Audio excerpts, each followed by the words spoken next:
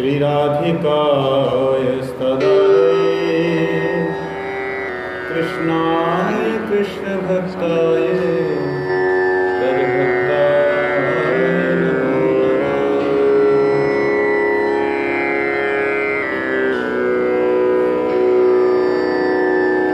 जय श्रीकृष्ण चैतन्य प्रभु नित्यानंद श्री अद्वैत गदाधर शिवासादि गौरभक्तवृंद। हरे कृष्ण कृष्ण कृष्ण हरे हरे,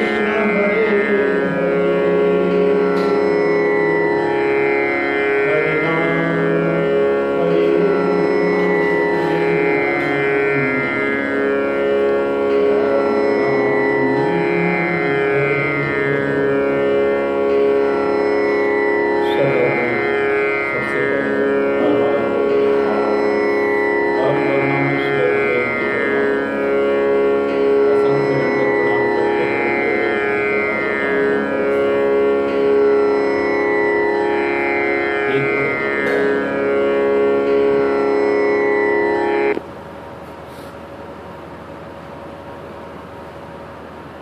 भगवान की अपार कृपा है हम पर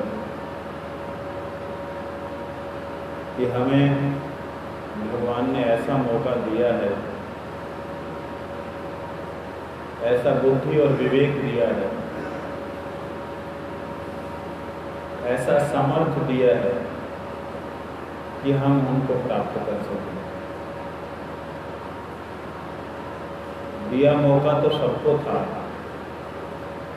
लेकिन कुछ जीवों ने विषयों को ही मुख्य समझा और विषयों में लिप्त होना ही अपना लक्ष्य समझा, जिसके कारण से उन्हें प्राप्त होते हुए कुछ प्राप्ति नहीं हुई और उनमें हम सौभाग्यशाली मनुष्य हैं जिनको यह मौका मिला, साधु संग मिला, तरह तरह के धर्मों के आवरण मिले,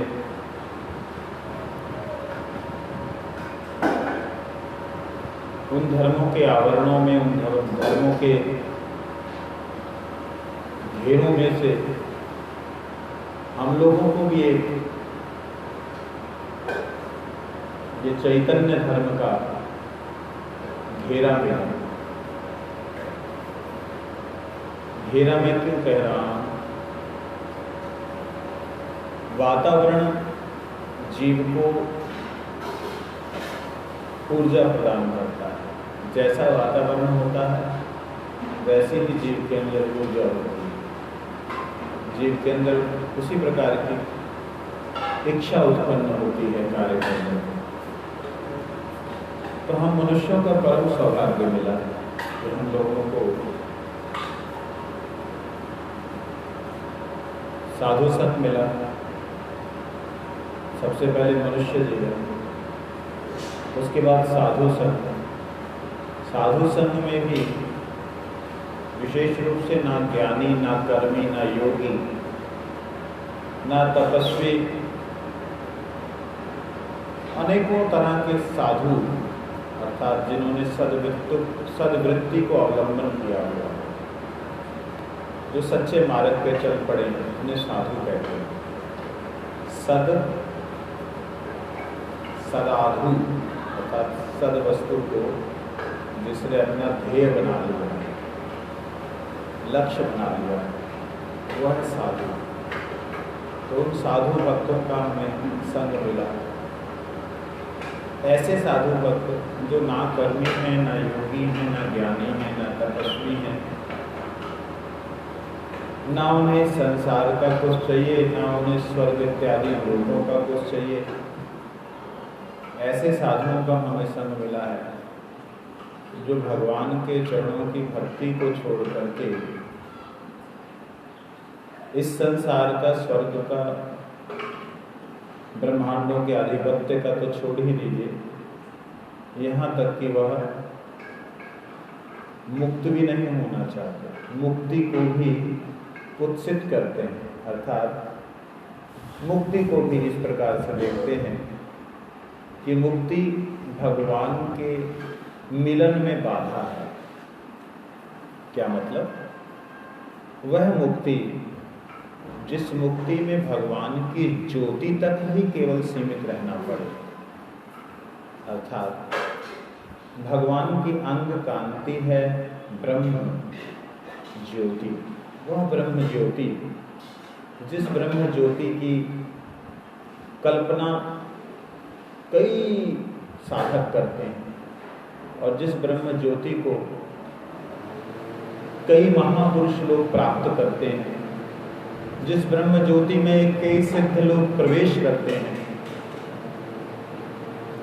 जिस ब्रह्म ज्योति में जाने के बाद में जीव का पुनरागमन नहीं होता, उस ब्रह्म ज्योति को भगवान की सेवा में, भगवान की मिलन में बाधा समझकर जो महापुरुष लोग, जो भक्त लोग उसको हे दृष्टि से देखते हैं।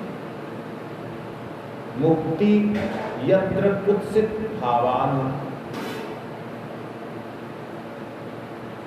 जहाँ पे मुक्ति को कुत्सित भाव के अनुरूप देखते हैं, वह महापुरुषों का संग हमें मिला। जो लोग भगवान की सेवा को ही नित्य मानते हैं, जो लोग भगवान की सेवा को ही अपना लक्ष्य मानते हैं, ध्येय मानते हैं, ऐसे महापुरुषों का हमें संग मिला। बहुत से लोग इस संसार में ऐसे हैं जो इस संसार में कुछ करना चाहते हैं, संसार से कुछ करना चाहते हैं, संसार को कुछ दिखाना चाहते हैं, मगर सौभाग्य ये है हमें ऐसे महापुरुषों का संग मिला, ऐसी परंपरा का संग मिला जो इस संसार को तो छोड़ दीजिए,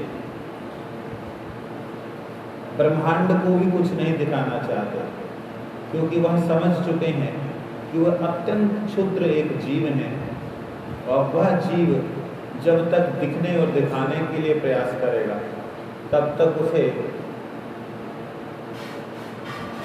भगवत प्राप्ति नहीं होगी। तो इसलिए भगवत प्राप्ति एक तत्व है, एक लक्ष्य है, और भगवान से प्राप्ति एक लक्ष्य है। भगवान से प्राप्ति के साधन बहुत बहुत हैं, लेकिन भगवान को प्राप्ति का साधन कोई भी नहीं है। भगवान किसी भी साधन से अगर प्राप्त हो जाए तो साधन उनसे बड़ा होगा, और भगवान से कोई भी साधन बड़ा हो नहीं सकता। भगवान ही भगवान की प्राप्ति का साधन है। भगवान इच्छा करें तो वो साध्य हो जाए, भगवान इच्छा करें तो वो प्राप्त हो जाए। अन्यथा अगर जीव कहे कि मैं इस साधन से या इस पद्धति से या इस तरीके से भगवान को मिलूंगा, वो असंभव है। भगवान अगर किसी पद्धति और किसी नियम में बंद करके आएंगे तो भगवान कहाँ आएगा? भगवान केवल मात्र भगवान की इच्छा से मिलते हैं, और भगवान की इच्छा का नाम है भक्ति। तो भक्ति को अगर हम प्रसन्न कर सकें, भक्ति को अगर हम प्रसन्न कर सकें, तभी हम भगवान को प्राप्त कर सकते, अथवा भगवान हमें कृपा करके मिल सकते हैं। ये बातें सुनने में आसान सी लगती हैं और बोलना बहुत आसान सा लगता है। लोग कहते हैं ऐसी बातें हमने बहुत सुनी हैं, निश्चित रूप से बहुत सुनी होंगी, लेकिन प्रैक्टिकल में क्या करना है ये बताने वाले बहुत कम लोग हैं। भक्ति को कैसे संतुष्ट करना है ये बताने वाले बहुत कम लोग हैं। अपनी क्रिया को भक्ति का नाम दे करके अपनी इच्छाओं की पूर्ति को करने वाले लाखों लोग मिलेंगे, लाखों। इसलिए हम सौभाग्यशाली हैं जिन्होंने ऐसे ही गुरुपाद पद्म प्राप्त किए, जिन गुरुपाद पद्म का भगवान और श्री राधा रानी के चरणों को सीधा संपर्क, सीधी सेवा थी।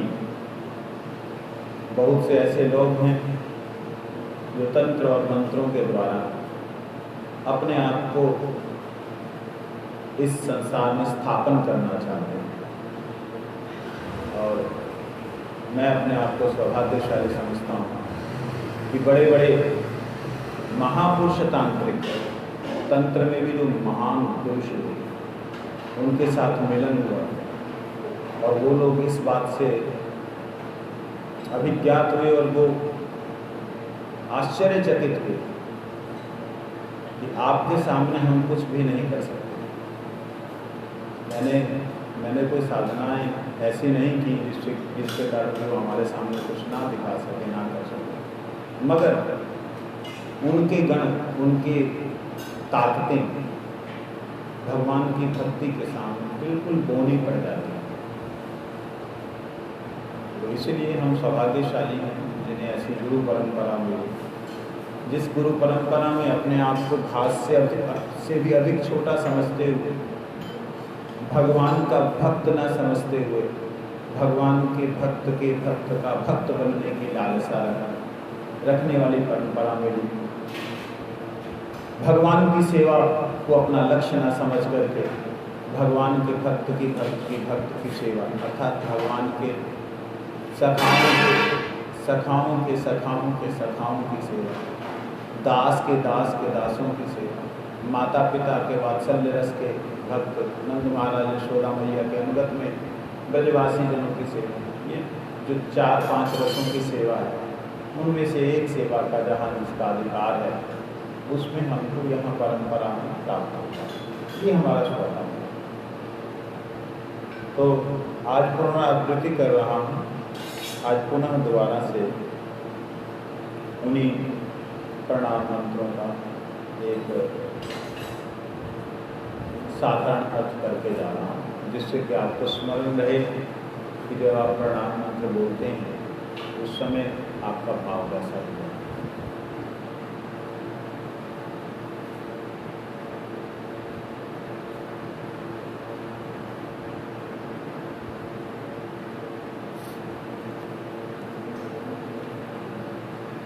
वंदे अहम,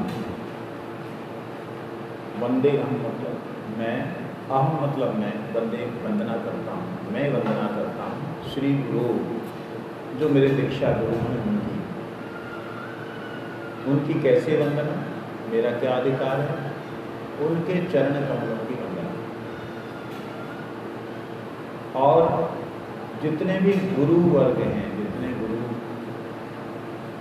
और हैं, गुरु और कौन है, और गुरु हैं शिक्षा गुरु हैं, जिन से मुझे शिक्षा प्राप्त हुई, चाहे वो मेरे माता पिता, चाहे मेरे संसार के जितने भी गुरु हैं, परंतु उन संसार के गुरुओं से जहाँ मुझे कृष्ण भक्ति की शिक्षा मिली, जहाँ मुझे भगवान की तरफ जाने की इच्छा हुई, उन सब गुरुओं को मेरा प्रणाम। संसार की शिक्षा देने वाले गुरु कहलाते हैं, मगर वास्तविकता में वो गुरु नहीं।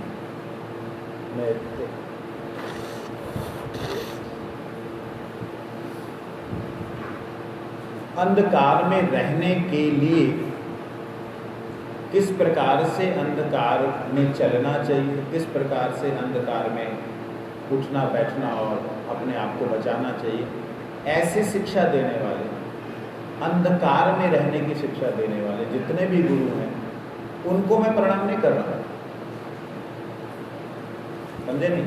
तो मतलब संसार में कैसे जीना है, संसार में कैसे रहना है, संसार में क्या कला होनी चाहिए जीने की, ऐसे शिक्षा देने वाले गुरु को मैं प्रणाम। मेरे को जिन जिन लोगों ने ऐसी शिक्षा दी जो भगवान की तरफ ले जाए, भगवान की तरफ मोड़ दे मेरे मन को, मेरी क्रियाओं को, मेरी इच्छाओं को, उन गुरुओं को मैं प्रणाम करता हूँ। और वैष्णवों को मेरा प्रणाम। वंदे हम वैष्णवांश, वैष्णवों को मेरा प्रणाम। श्री रूप गोस्वामी, सनातन गोस्वामी, रघुनाथ दास, रघुनाथ भट्ट, गोपाल भट्ट और जीव गोस्वामी, इन 6 गोस्वामी के चरणों की मैं वंदना करता हूँ। श्री रूप साग्र जातम, अग्रजातम तो उनसे पहले जिनका जन्म हुआ, सहगण रघुनाथन वितम, उनके सहगण रघुनाथ दास, रघुनाथ भट्ट और गोपाल का, तम सजीव, उनके सहजन जो रहने वाले उनके साथी बने जो सजीव जीव गोस्वामी के साथ में है, उन 6 गोस्वामियों की मैं वंदना करता हूँ। और सहगण के अंदर में और भी आ जाते हैं उनके साथ में रहने वाले गण, जैसे लोकनाथ गोस्वामी इत्यादि, भूगर्भ गोस्वामी इत्यादि, ये सारे के सारे उसमें आ जाते हैं।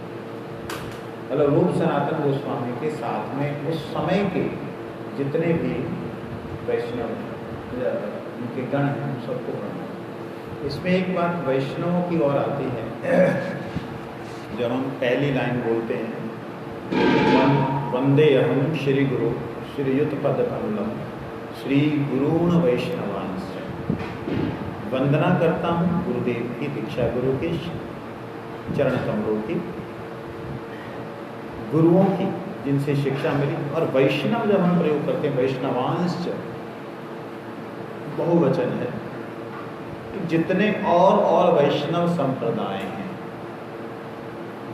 अब प्रश्न ही होता है, तो वैष्णव संप्रदाय को ही केवल प्रणाम क्यों कर रहे हो भाई, क्यों उनकी केवल वंदना कर रहे हो? जो शैव संप्रदाय है, जो शक्त संप्रदाय है, जो अन्य संप्रदाय हैं, उनको नहीं कर रहे? कहते नहीं, उनको नहीं कर रहे। क्यों नहीं कर रहे?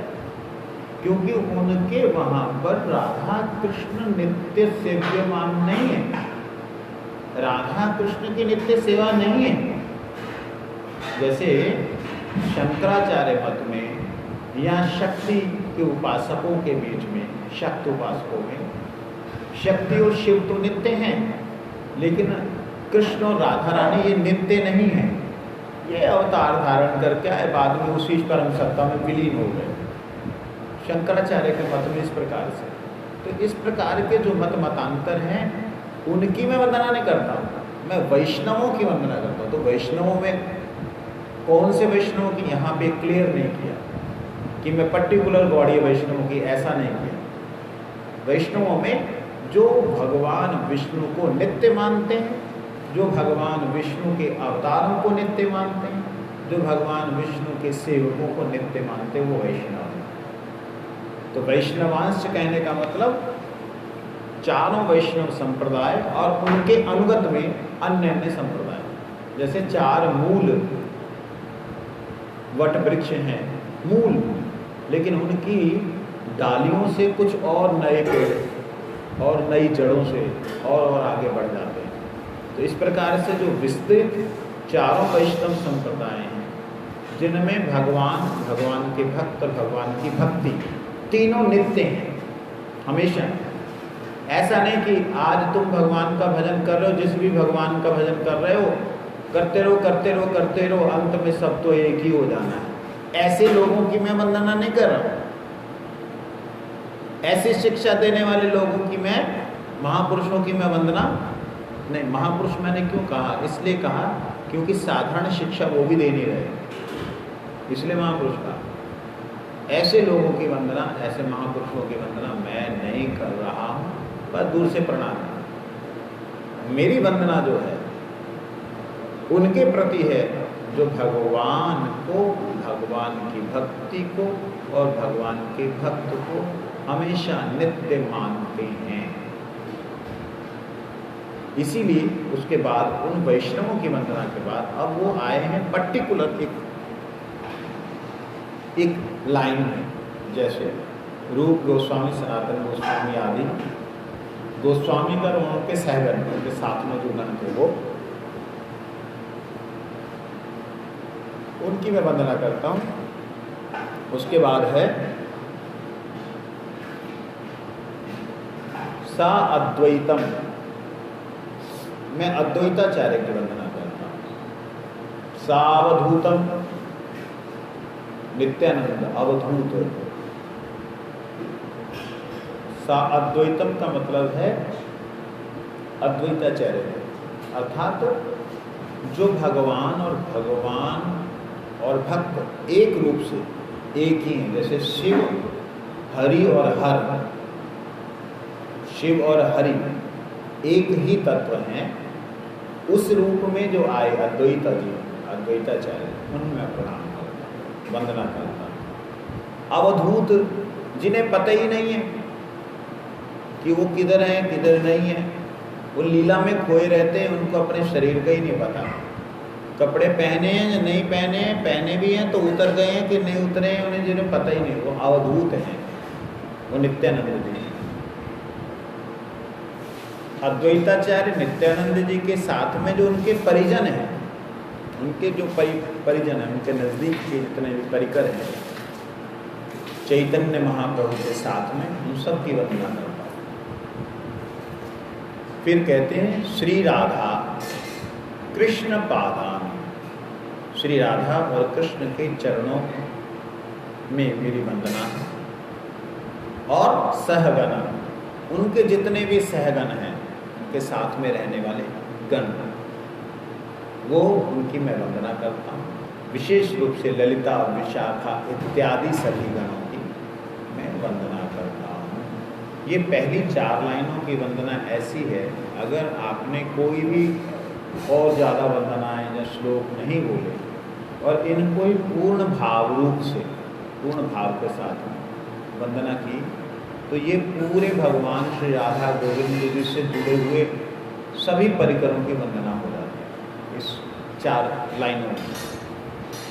तो ये मूल 4 लाइनें हैं जो कि सपरिकर श्री हरि गुरु वैष्णव वंदना है। सपरिकर हरि, सपरिकर गुरु, सपरिकर वैष्णवों की वंदना।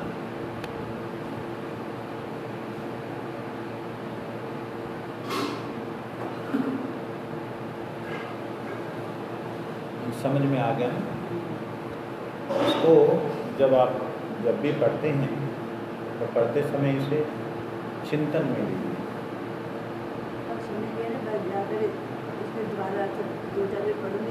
हाँ, बस इसको दोबारा पढ़िएगा तो ध्यान आ जाएगा, श्लोक भी याद हो जाएंगे। सही बात। और बिना श्लोक याद हुए हम लोग जो भी बोलते हैं ना, वो तोता रटन की तरह बोल जाते हैं। श्लोक याद होने चाहिए जिससे कि हम अर्थ सहित उसको चिंतन कर सकें। अब एक मंत्र जो पूरे विश्व में सभी लोग बोलते हैं, वो चाहे ज्ञानी हैं चाहे अज्ञानी हैं चाहे योगी हैं, सब लोग, वो है अज्ञान तिमिरंधस्य ज्ञानांजन शलाकया चक्षुरुन्मीलितं येन तस्मै श्री गुरुवे नमः। अज्ञान तिमिर अंधस्य, कहते हैं जो अज्ञान रूपी घोर अंधकार, तिमिर मतलब होता घोर, अज्ञान रूपी घोर अंधकार में पड़ा हुआ मैं, जहां मेरी आंखें बंद हो गई थी, कुछ दिख नहीं रहा था। एक सेकंड,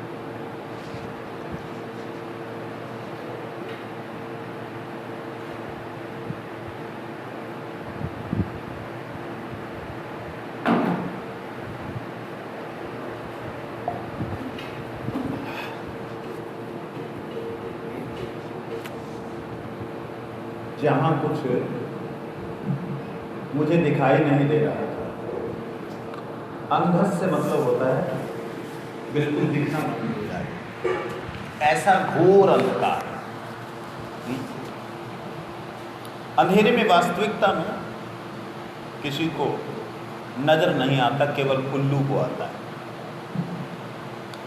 और उजाले में उल्लू को नजर नहीं आता क्योंकि सूरज की किरणों को सहन नहीं कर सकता।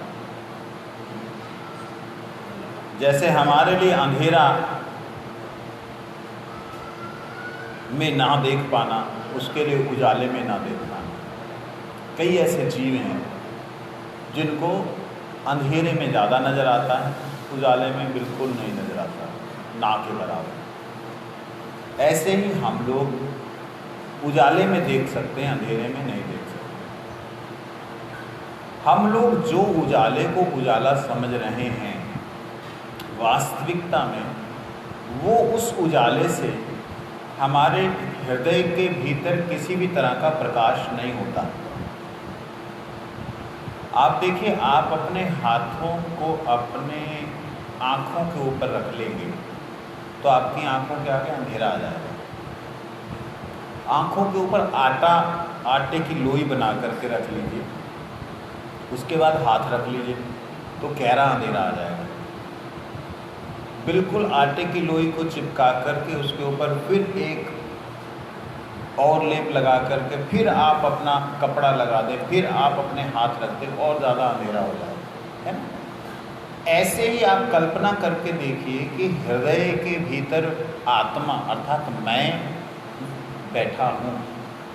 सभी के हृदय में आत्मा है। वो हृदय के ऊपर कितना मोटा कवर है, कितना मोटा कवर है, कितना मोटा कवर है कि आत्मा कुछ देख ही नहीं सकती बाहर। बाहर का मतलब हम जो आंखों से बाहर देख रहे हैं, इस बाहर को मैं बाहर नहीं कह रहा हूँ, मैं उसको बाहर कह रहा हूँ जो शरीर से बाहर है।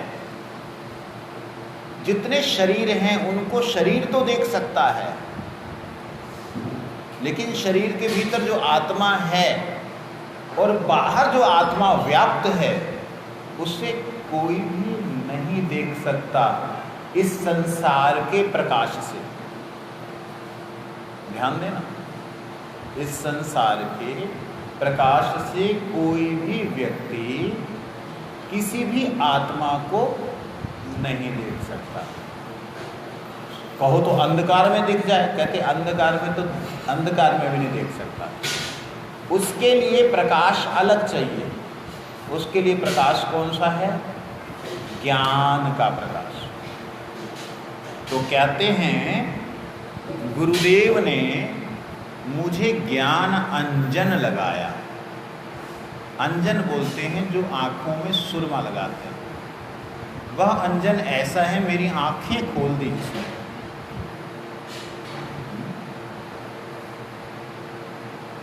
मेरी आँखें खोल दी। कौन सी आँखें? जो भीतर आत्मा की, उनको जब खोल दिया तब मैं देख पाया गुरुदेव की कृपा को। इसके दो भाग हैं। एक तो ये, गुरुदेव ने जब आंखें खोली तब मुझे नजर आया कि मैं घोर अंधकार में पड़ा हूं। समझे नहीं तो हम लोग को तो समझ ही नहीं आ रहा, हम अंधेरे में घोर में हैं, आंखें लाइट जल रही है, सूरज भी है, कौन कहेगा अंधकार में? हाँ, दिखने में लग सकता है ये प्रकाश है, लेकिन वास्तविकता में अंधकार ही अंधकार है। कैसे मानेंगे? क्योंकि देखिए, इसको चंद्र भी प्रकाश करने की कोशिश करता है, सूरज भी प्रकाशित करने की कोशिश करता है। चंद्र और सूरज दोनों प्रकाश करने की कोशिश करते हैं। उसके बाद भी लाइट की जब प्रकाश की कमी होती है तो जनरेटरों के द्वारा, पावर हाउस के द्वारा, बिजली घरों के द्वारा इस संसार को प्रकाशमान करने का प्रयास किया जाता है।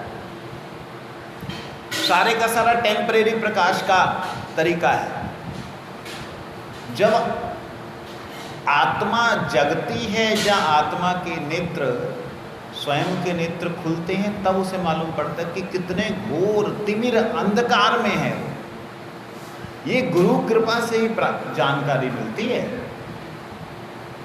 ऐसा नहीं है कि भाई आँख में कोई सलाई लगा दी। कई ऐसी संप्रदाय चल रही हैं, कई ऐसी परंपराएं हैं।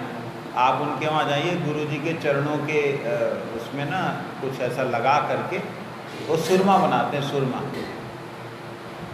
तो आँखों में लगा देते, तो उसमें थोड़ा थोड़ा वो कपूर वगैरह मिक्स होता है। आँखों में लगने से आँखें ऐसे ऐसे चमकती हैं, खुल जाती हैं। हाँ, मेरे को गुरु जी ने चमत्कार दिखला दिया है। अरे ऐसे लोग हैं। तो ये नहीं है, हमारे भी गुरु महाराज ने कोई आँख में आकर को सुरमा नहीं डाला। ये तो बात है कि अपनी स्थिति का ज्ञान हो जाए, मैं कहाँ हूँ ये मालूम पड़ जाए,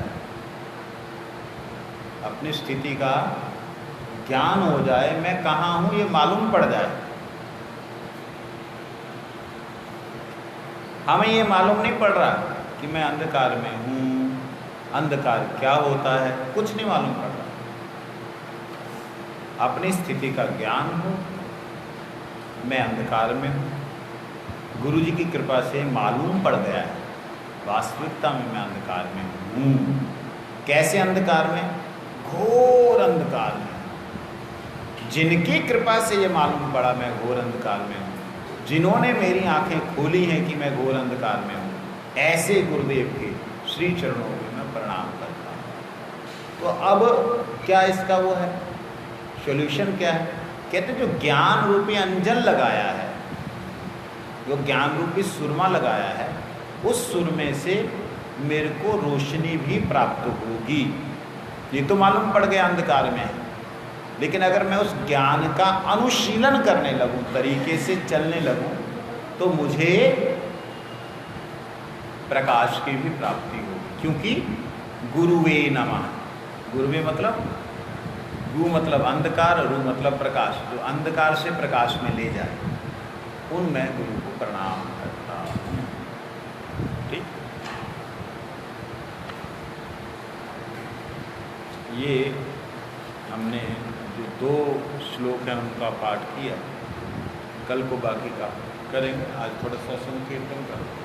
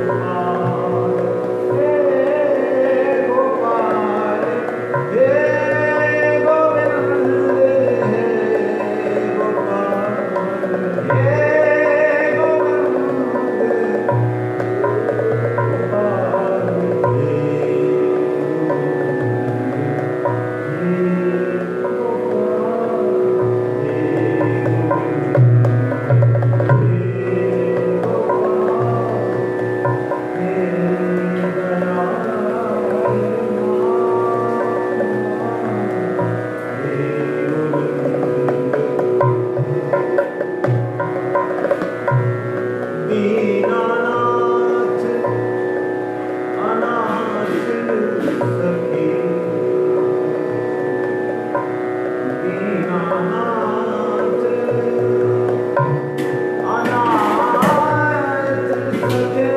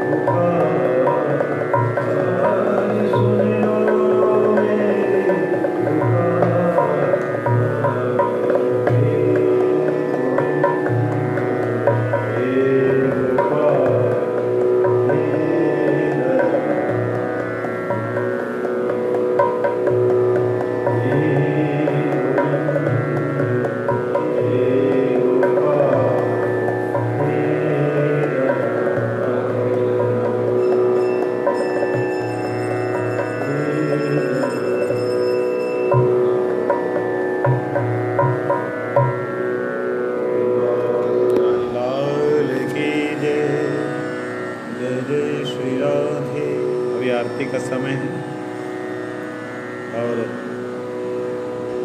शाम की कथा शायद आज मैं नहीं आ पाऊँगा, कारण कि आज मैंने सवेरे परिक्रमा नहीं की और लगता है मैं परिक्रमा कर लूँ तो अच्छा रहेगा, नियम बना हुआ था, तो इसलिए शाम को नहीं आ पाऊँगा। जय राधे श्याम।